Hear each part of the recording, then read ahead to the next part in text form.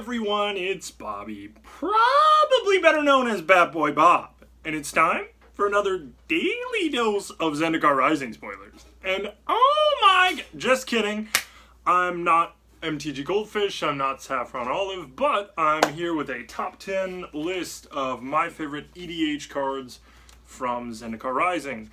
And I want to be clear, this is just my favorite. Truth be told, I play quite a bit of CEDH, so there's definitely going to be some powerful cards on here, but I'm not saying that these are the 10 most powerful commander cards from Zendikar Rising. These are just my favorite and the 10 cards that I'm most excited to play, and hopefully you get some good ideas from what I have to say. Alright, I already made this video once. This is my second take. I accidentally deleted the first video, so I'm gonna make this a bit quicker than the first one. Alright, so starting off our list, number 10, Tazri, Beacon of Unity. Alright, so Wizards has been doing this thing recently where they keep printing 5-color broken commanders.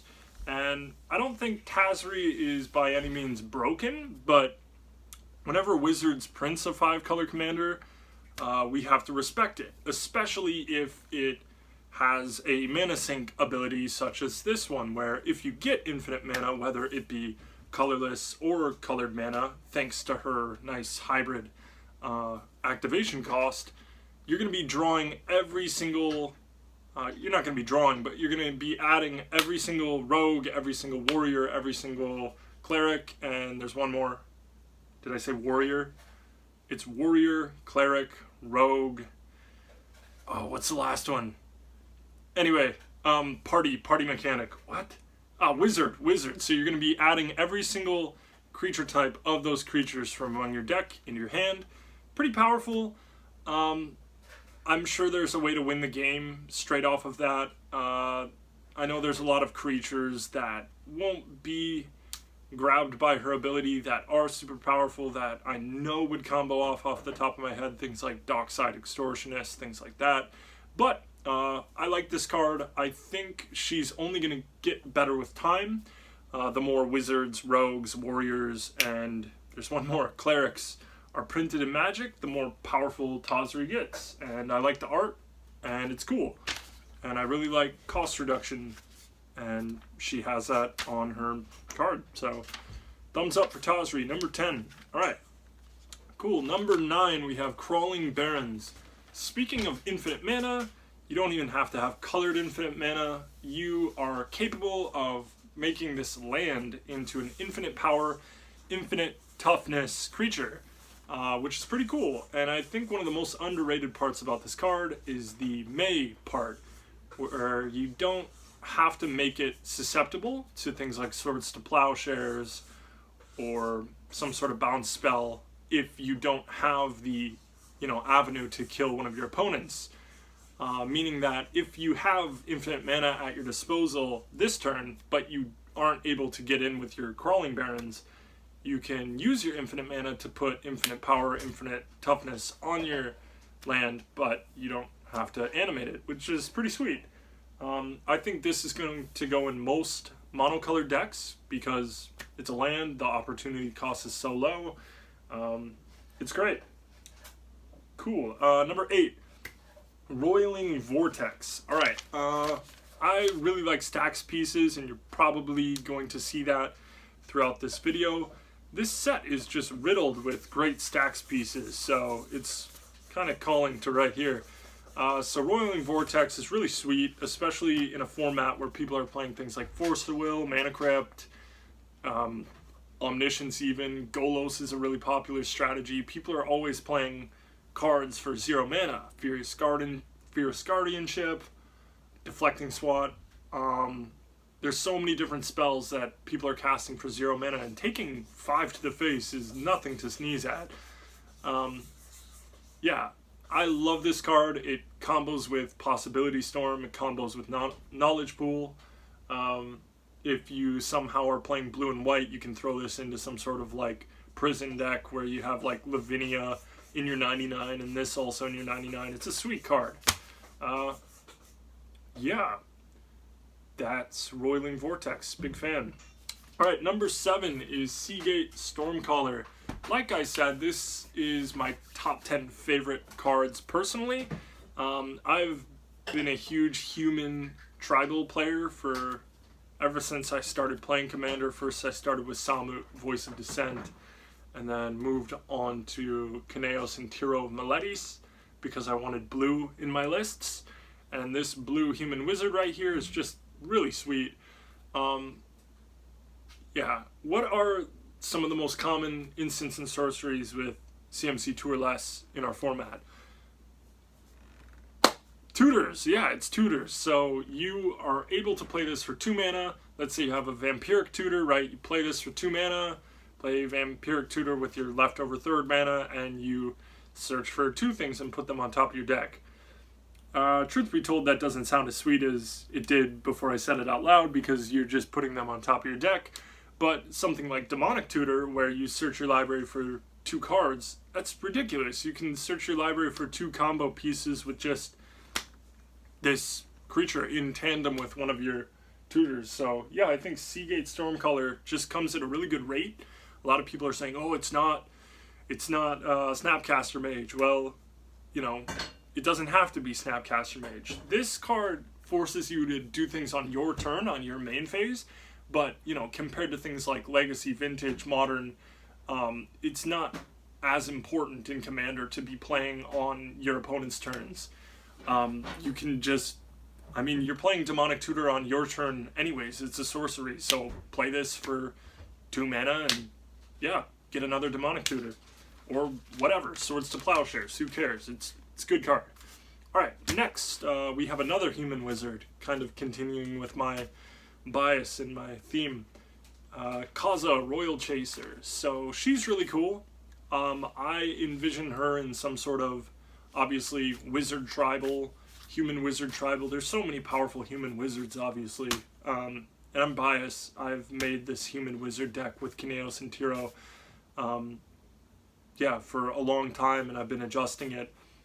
And one of the biggest strategies in that deck, for me, is taking extra turns, taking advantage of Kineos and Tiro ability, where you can draw cards at your end step and play more lands. It kind of just snowballs the more extra turns you take. And Kaza would definitely be a part of that 99. I could also see her being a powerful general, where you're just filling the board with tiny wizards, and then obviously taking extra turns, getting more and more value off of her ability, playing crazy things like Enter the Infinite for 4 mana, playing things like Time Stretch for 2 mana if possible. Yeah, the possibilities are endless with her. I think she's a cool card. Not necessarily the most powerful card in the world, but I really like the idea of it. It goes along with a bunch of the strategies that I've been playing for the last 4 years, so I'm excited about her. Alright, number 5, Omnath, Locus of Creation. Another commander that goes infinite with Food Chain. But truth be told, I don't think Omnath is as powerful as things like Prosh. I don't think it's as powerful as things like Niv Mizzet, Reborn. I don't think it's as powerful as things like the original Tazri, not the new Tazri.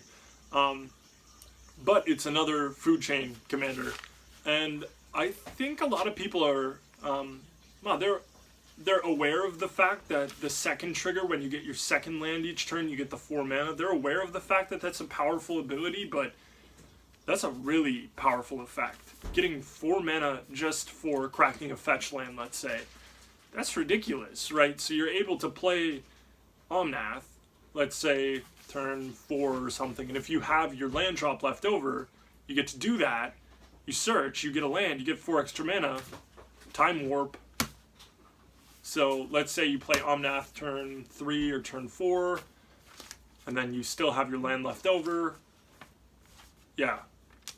Crack the fetch land, get his ability, which adds 4 mana, search for a shock with blue in it or something, or a dual land if you have a dual land, but I don't have dual lands, which sucks because I play a lot of 4-color and 5-color decks, but hey, such is life. Anyway, So Omnath is really cool, and I think he's more powerful as a commander than people are giving him credit for. I really like these colors. I think not having black doesn't hurt as much as people might think. Yeah, you're losing Demonic Tutor, you're losing Vampiric Tutor, which are two of the most powerful cards in our format, but I don't think you're gonna completely lose out on everything because black strategies are so like specific to certain things. For example, Ad Nauseam, Bolas' Citadel, you really need to build your deck around those cards. Necropotence is 3 black mana. I think in 4-color and 5-color strategies, some of black's most popular and powerful cards aren't that good, right? They're really difficult to cast. They're kind of predicated upon the fact that you know, build your deck in order to like take that amount of damage or life loss. Yeah, so I think Omnath is great, and I think people are underestimating him, and I would like to play him at some point. Anyway, number 4, Yasharn, big old pig, the big pig. 4 mana 4/4, decent stats, decent body. When he ETBs, you get to search for 2 lands, and that's nothing to scoff at. Like, you're going to be able to hit your next 2 land drops. If he's your commander, maybe you're playing things like Azusa, which allows you to just like play them right when you search. And by Azusa, I mean in the 99. Yeah, but I think Yasharn, obviously, the best part about him are those 2 stacks pieces at the bottom. Things that come to mind that he stops are Dockside Extortionist. Keeping your opponents from cracking their treasure tokens is invaluable. Keeping your opponents from sacrificing their fetch lands. Actually, it doesn't keep them from sacrificing it, but it just keeps them from paying life to activate the ability, which means they can't crack their fetch lands if you have the big pig out. But anyway, I think Yasharn is going to be a irreplaceable part of any sort of creature deck that is built around stacks pieces, and I think having 2 different stacks pieces on 1 card is just amazing. Yeah, it's linear, you have to play around it too, but if you're playing a stacks build built off of creatures, that's probably winning the game off of something like Craterhoof Behemoth. You don't really care about those 2 things. Alright, let's move on to number 3, Archon of Emeria. Yeah, I wish this first ability was one-sided, but Rule of Law is a powerful ability. It shuts down lots of different strategies in CEDH, and then it also has the Thalia Heretic Cathar ability, making your opponent's non-basics come in tapped, and that's fantastic. So just like Yasharn, having 2 applicable stacks pieces on a relatively cheap body, I think this is fantastic. Let's say you have turn 1 Mana Dork, turn 2 Archon. If you're on the play, or if you're going second or something, you're probably going to screw a couple of your opponents out of not being able to crack their fetch lands, slowing the game down. Obviously, your opponent's not being able to cast more than 1 spell. That's huge. That can keep your opponents from comboing off, unless they have a bounce spell or kill spell for your Archon. This thing is going to be a pain. It's going to be real pain, and I like pain in Magic, or at least causing pain for my opponents. So, yeah, Archon, good card. Number 2, speaking of stacks pieces, you're starting to see the trend, or you probably already were at this point. Confounding Conundrum, a card that is blue, that should be white, but it doesn't really matter. It's here, and it's probably going to go in a lot of blue decks because it screws over exactly what we were talking about. Land ramp, and not only in CEDH but in casual EDH, land ramp is just so oppressive. I mean, honestly, like, yeah, Cultivate and Kodama's Reach aren't necessarily as powerful as people used to think they were, but you know, there's tons of different spells. Recently they've been printing a bunch of different versions of like Explosive Vegetation. There's a bunch of people trying to take advantage of cards like Azusa, you know, cards that allow you to make multiple land drops per turn. This card makes it so they don't do that, and it cantrips, so it just replaces itself. It's, you know, you might say, oh, it's a dead card in some playgroups, but I don't really think it is. Like, there's always people playing fetch lands, there's always people doing land ramp, Confounding Conundrum, great card. Alright, number 1, we have another 2-drop blue card, but I think that this card is 75% of the time going to be cast for 3 mana. You know it. It's Thieving Skydiver. So Thieving Skydiver is a card that I think is going to go into most blue decks, almost every blue deck, or I think it should go in every blue deck. What's the number 1 card that every single deck plays in our format?